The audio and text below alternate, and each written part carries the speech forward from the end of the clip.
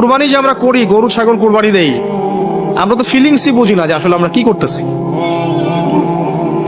কেন করছি, কার স্মৃতিতে করছি, না করলে কি হতো। তো এটা নিয়ে তো এই যে একটু আগে এক ভাই বলে গেলেন যে এগুলো নিয়ে যে বিভিন্ন মহলে অনেক সমালোচনা, পশু কুরবানি অমানবিক, এই সেই, এগুলো তো চিন্তারই জায়গা নাই, এগুলো চিন্তার তো জায়গাই নাই আমাদের কাছে। কারণ এখানে সবচেয়ে বড় কথা ছিল নিজের জীবন কুরবানি করা, নিজের জীবনটা কুরবানি করা। নিজের জীবন না আছে, আল্লাহ আমার কাছে একটা খাসি চেয়েছেন, একটা গরু চেয়েছেন, একটা বাহিমাতুল আনআম চেয়েছেন।